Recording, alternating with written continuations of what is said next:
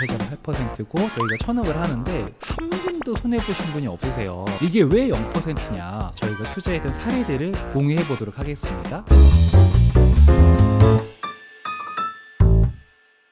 요거는 이제 실제 사례를 좀 같이 말씀을 나눠보려고 합니다. 제가 이 책에다 쓸 때 여기 밑에다가 1,000억 부실률 0%인 이유를 적었거든요. 진짜거든요. 저희가 1,000억을 하는데 한 분도 손해보신 분이 없으세요. 실제로 만약에 1원 하나라도 손해보신 분이 있거나 위험해진 사례가 있었으면은 제가 이렇게 라이브로 이런 걸 진행할 수가 없지 않습니까? 진짜입니다. 근데 왜 이렇게 부실률이 0%인지 이것도 제가 책에 담아놨거든요. 그 내용 좀 간단하게 같이 한번 이야기해 보도록 하겠습니다. 자, 일단 우리가 금융월세를 이해하기 전에 채권이라는 걸 좀 이해를 해야 되는 거죠. 채권이라는 게 이런 거지 않습니까? 돈을 빌려주고 이자를 받는다. 이게 채권인 거죠. 그리고 채권은 크게 국채, 그리고 회사채, 사채 이렇게 세 가지가 있는데요. 사채는 또 무담보 신용채권, 담보채권 두 개로 나뉘게 됩니다. 그리고 담보채권은 아파트 이외에 담보물을 갖고 있는 담보채권이 있고요. 또 아파트를 담보로 갖고 있는 아파트 담보채권이 있습니다. 저희가 진행하는 금융월세를 제공하는 GPL 채권은 바로 이 아파트 담보채권을 이야기하는 겁니다. 그럼 GPL 채권은 어디서 하는 건가? 보통 우리가 국채랑 회사채 이런 거 투자할 때는요, 증권사를 통해서 거래를 많이 하게 되시죠. 이런 아파트 담보채권, GPL 채권은 대부법인을 통해서 거래를 하게 된다라는 거고요. 이건 짧게 짚고만 넘어가겠습니다. 이런 아파트 담보채권, GPL 채권 투자의 기여는 이제 여윳돈이 있으신 분들이 대부법인에게 이렇게 투자를 하게 되는 거고요. 그러면 그 대부법인은 아파트를 담보로 대출을 내보내고 이렇게 원리금 상환을 받아서 원리금을 돌려드리는 이런 구조로 되어 있다라고 보시면 되고요. 그러면 딱 떠오르는 생각이 돈 빌려간 사람이 돈 못 갚으면 어떻게 해요? 바로 이게 떠오르지 않습니까? 그래서 그때를 대비해서 이제 아파트를 우량한 아파트를 담보로 제공받고 근저당권 설정하고 이제 투자자분들은 질권 설정을 하는 것이다라고 보시면 되고, 그럼 질권이 뭐냐 물어보시는 분들이 계시는데, 채무자가 채무 상환을 하지 않게 되면 당연히 그걸 담보물을 경매로 이렇게 진행을 하게 되겠죠. 낙찰금이 이렇게 들어오게 되면 그 낙찰금을 1순위로 받아가시는 분이 질권자고, 남은 게 있으면 대부법인이 받아간다, 이렇게 보시면 되겠습니다. 간단하게 정리를 하자면 이자가 3.8%고 담보 비율은 LTV 65%만 인정을 하고 있다. 원래는 저희가 상승장 때는 75%까지 했었는데 지금은 시장이 그때랑은 다르죠. 그래서 당연히 서울 기준으로 65%입니다. 경기도는 60%로 하고 있고요. 자, 이렇게 되고 있는 게 GPL 채권이다라고 보시면 되고요. 그러면 이게 왜 0%냐? 아니, 담보가 있어도 아파트 가격이 내려가면 손해볼 수 있는 거 아니냐라고 당연히 생각을 하실 수가 있지 않습니까? 그럼 실제로 저희가 투자했던 사례들을 공유해 보도록 하겠습니다. 이제 저희 네이버 카페에 저희가 이렇게 투자하는 건들을 다 물건을 올려놓게 되거든요. 여러분 얼마든지 들어가서 보실 수 있습니다. 이제 작년 12월에 진행되었던 GPL 사례들 현재 어떻게 돼 있나, 1년이 지났지 않습니까? 얘네들이 지금 위험한가 안 위험한가, 이거 같이 한번 파악을 해보도록 하시겠습니다. 여기 보면 이제 인천 지금 말 많았지 않습니까? 인천에 입주 물량 많아서 집값 떨어진다. 기사에 그런 거 엄청 많이 나왔거든요. 근데 실제로 그때 당시에 KB 시세가 4억 7,500이었습니다. 근데 지금 KB 시세, 이게 11월 11일 업데이트된 내용이 최근 겁니다. 지금 KB 시세가 4억 6,500이에요. 그렇게 많이 안 빠졌습니다. 그리고 최근 실거래가도 보시면요, 4억 3천이에요. 그리고 보시면 2층입니다. 2층 뭔지 아시죠? 흔히 못난이 층이라고 얘기를 하죠. 싸게 팔리는 층이죠. 1년 전에 4억 7천인 KB 시세에서 저희가 대출이 나갔는데 이게 지금도 사실 기사에서 보는 거랑 그렇게 다릅니다. 4억 6천인 거고요. 그리고 저희가 75% LTV를 얘기를 하지만 75%가 한동 거지 꽉 채우지 않습니다. 이거 같은 경우는 68%가 나갔고요. 이분이 만약에 12월 달에 돈을 안 갚으신다, 한 달 남았잖아요. 한 달 남았는데 12월 때 돈을 안 갚으시게 되면 저희는 경매를 진행을 하게 되겠죠. 그러면 저희는 이 4억 6천짜리 물건이 3억 2천 이하로 경매가 돼야지만 이제 손실을 보게 되는데, 경매에서 일반 아파트가 4억 6천짜리가 3억 2천 되는 거는 그렇게 녹록치 않은 일이죠. 그런 일이 잘 생기지 않는 거죠.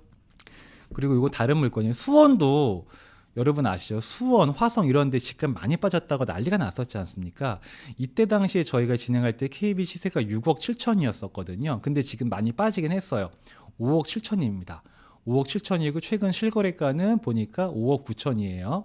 자, 이런 상태인데 저희가 대출 나간 건 3억 5천이거든요. 그러면 만약에 12월 달에 요 해당 물건을 담보로 제공하신 분께서 돈을 상환을 하지 않으면 당연히 저희는 요거를 경매로 진행을 하게 되겠죠. 그게 행정적인 절차니까. 그러면 5억 7천짜리 아파트가 3억 5천 이하로 낙찰이 되게 되면 뭐 일부 손실 날 수 있겠죠. 근데 그게 과연 가능할까?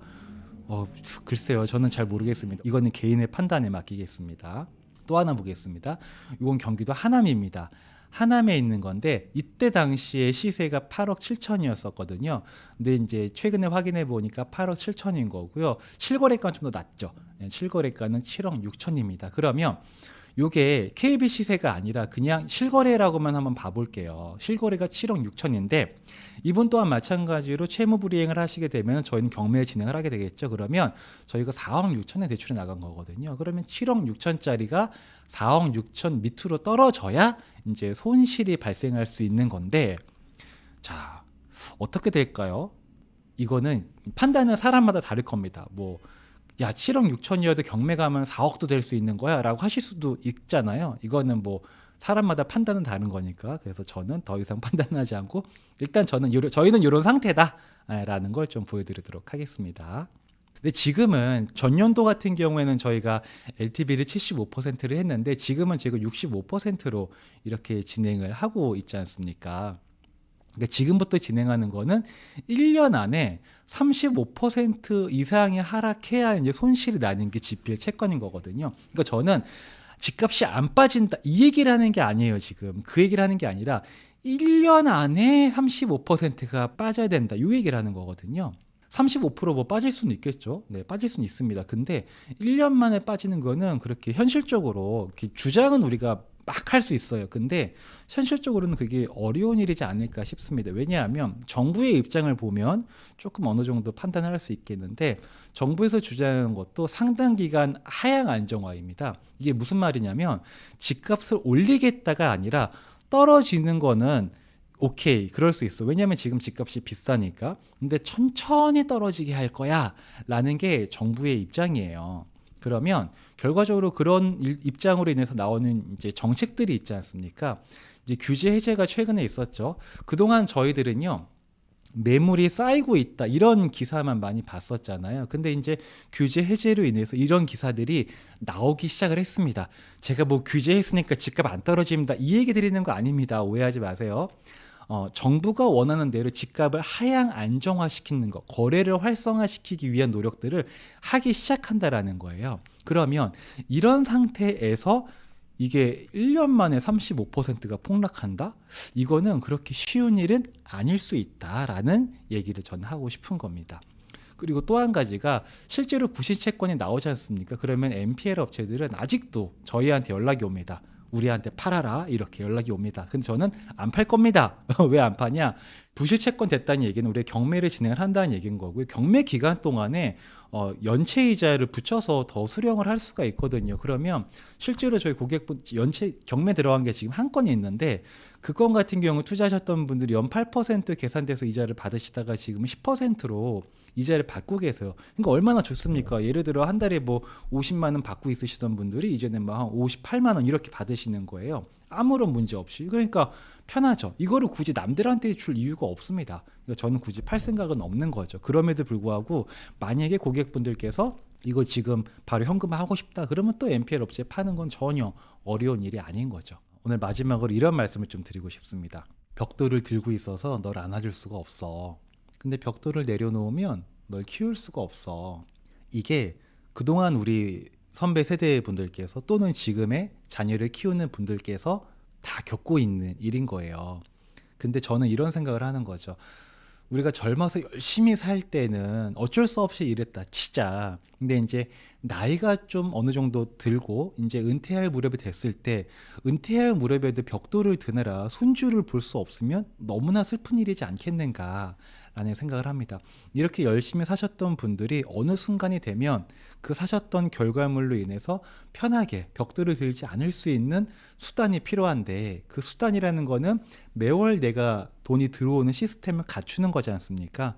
그래서 제가 하는 일은 그냥 단순하게 연 8% 이자를 안정적으로 받을 수 있게 해드리는 거, 뭐 그런 걸 하고 싶은 게 아니라 우리네 선배님들이 또는 저도 이제 그런 시기가 될 텐데 열심히 사셨던 분들이 그 열심히 살았던 결과물로 인해서 편안하게 살아가시면서 인생의 중요한 것들을 좀 이렇게 가져갈 수 있는 그런 것에 저희가 기여했으면 좋겠다라는 마음으로 저희 GPL 사업부를 운영을 하고 있거든요. 이런 일에 저희가 하는 일이 조금은 도움이 됐으면 좋겠습니다. 그런 일을 하기 위해서 저희 많은 구성원분들이 다 같이 열심히 일을 하고 있거든요. 그러니까는 앞으로도 저희들이 잘하는지 지켜봐 주시고 또 저희들의 노력이 필요하신 분들은 또 저희 센터와 함께 해주시면 감사하겠다라는 말씀을 드리도록 하겠습니다.